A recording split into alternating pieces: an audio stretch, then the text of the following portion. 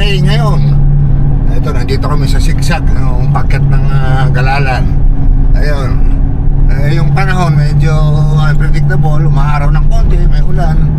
Ayun, magkakamping doon. Balita ko, maganda dyan sa campsite na yan. Tama-tama, siguradong walang tao dyan. Dahil ano bang araw ngayon? Miyerkules, walang tao. Sa lahat ng ayaw ko yung palang camping, matao. Magulo, wala kang kapayapaan. Sige, I'll see you later. Samahan niyo ako dito sa aking lakad. Sige, God bless. Okay, going to the campsite. You can see the fog.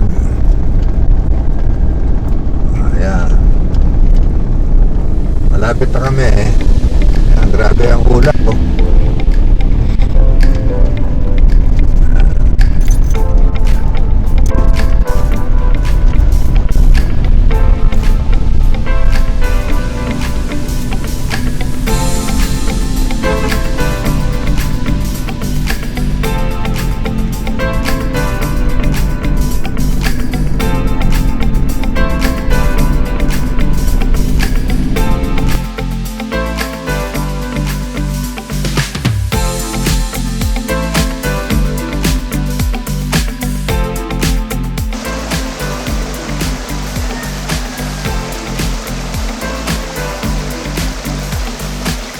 So, pagpasok nyo ng gate ng Camp Charlinay, ang sasalubong sa inyo ay yung lagaslas ng tubig dyan sa maliit na batis namin.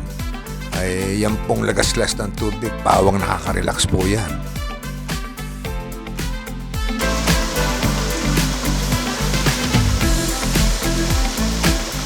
Ito, nandito ako sa tapat ng aming rest house. Ayan. Mapapansin nyo dito, maraming pine tree. Ayan, puro pine tree. Anong ibig sabihin yan? Pagka ang pine tree tumutubo, ibig sabihin yan, malamig. Kasi nga ito'y malabundukin. Dito talaga, pagka gabi, mga alas 5, malamig na. Okay, dito ako nakapark sa Camp Charlinay. Pero sasampulan ko munang mag-pitch ng tent at mag-camping dito sa itaas, dito sa Hills and Berries amidst the pine trees.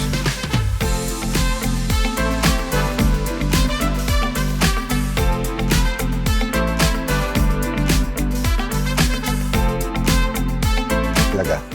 Ayan, so eto, pag pumunta ka dito sa baba, ayan, galing ka dyan sa itaas, pagbaba mo rito, ito na yung papuntang Camp Charlinay. Meron naman pathway, so makikita nyo. Okay? Salamat po!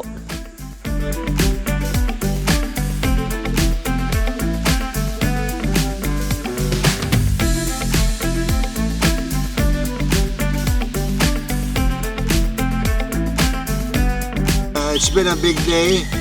Thank you for coming along with me in this adventure. Good night! Cheers! Dito sa Camp Charlinay, ang fog dito, come and go.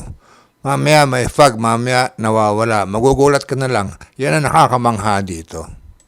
You don't need to go to Baguio para ma-experience yung lamig at ang fog. Dito lang, pangkaraniwan na yan.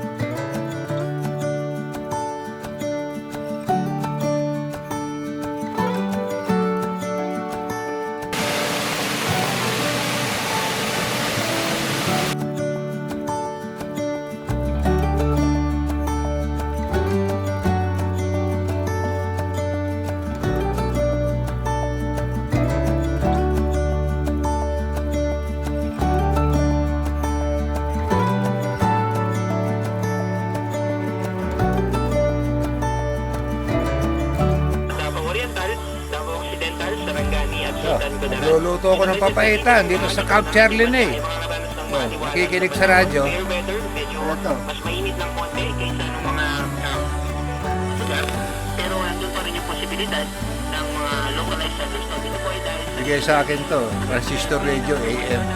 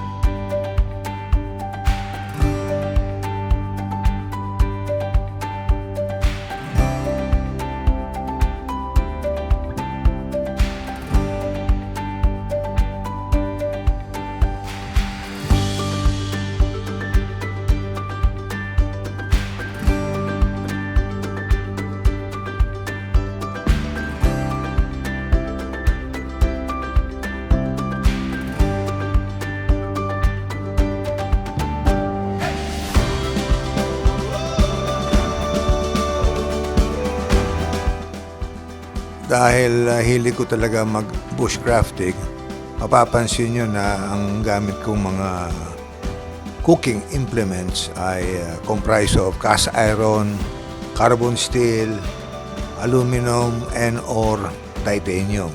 Yung titanium, magandang dalhin nyo pag backpacker kayo. Pero pag car camping naman or overlanding, cast iron, okay na rin yan.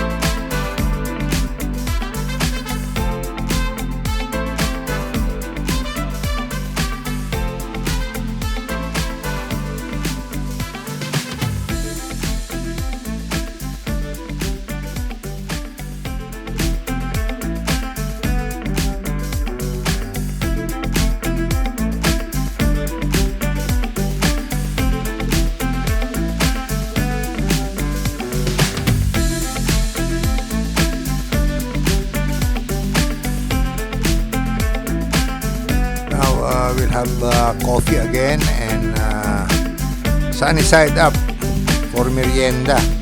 Tapos mamaya magluluto na tayo ng dinner.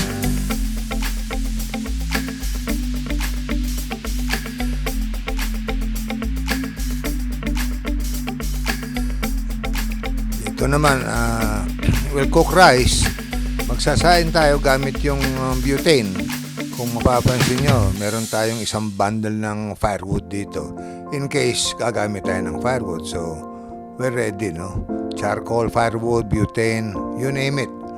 Oh, masarap yan gamitin sa camping.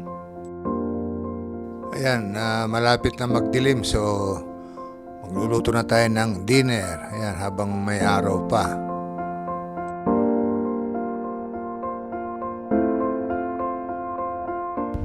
So, it's nighttime already.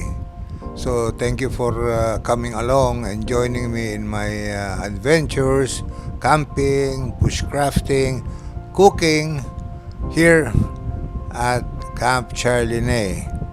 Itong campsite na lahat ng gusto mo, pwede mong gawin.